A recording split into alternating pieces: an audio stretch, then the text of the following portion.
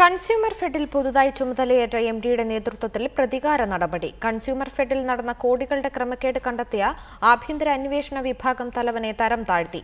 Chief inspection officer G Dinesh ലാലിനെയാണ് കോട്ടയം നീതി വിതരണ കേന്ദ്രം ഗോഡൌൺ മാനേജറായി സ്ഥലം മാറ്റിയത്. കൺസ്യൂമർ ഫെഡിൽ നടന്ന തീവെട്ടിക്കൊള്ളയുടെ ആഴം കണ്ടെത്തിയ ഉദ്യോഗസ്ഥനെയാണ് പുതുതായി ചുമതലയേറ്റ എംഡി രത്നകുമാർ തരം താഴ്ത്തിയത്. ഇതു സംബന്ധിച്ച ഉത്തരവ് ഇന്ന് പുറത്തിറങ്ങി. എന്നാൽ ഏത് സാഹചര്യത്തിലാണ് സ്ഥലം മാറ്റമെന്നത് സംബന്ധിച്ച് ഉത്തരവിൽ വിശദീകരണമില്ലെന്നതാണ് ശ്രദ്ധേയം.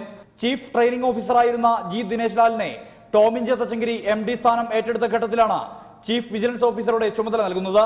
ജി ദിനേശ് ലാലിന്റെ നേതൃത്വത്തിൽ നടന്ന അന്വേഷണത്തിൽ കോടികളുടെ ക്രമക്കേടുകളാണ് കണ്ടെത്തിയത്.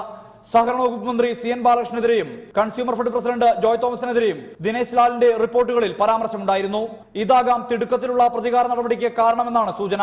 അഴിമതി ആരോപണം സ്ഥിരീകരിച്ച സാഹചര്യത്തിൽ ടോമിൻ ജെ തച്ചങ്കരി സസ്പെൻഡ് ചെയ്ത 6 ഉദ്യോഗസ്ഥരെ തിരിച്ചെടുത്തുകൊണ്ടാണ് പുതിയ എംഡിയുടെ രംഗപ്രവേശം. അഴിമതിക്ക് കുടപിടിക്കുന്ന നിലപാട് സ്വീകരിക്കുന്ന പുതിയ ഉത്തരവിനെതിരെ ജീവനക്കാരിൽ നിന്നും വലിയ പ്രതിഷേധമാണ് ഉയരുന്നത്.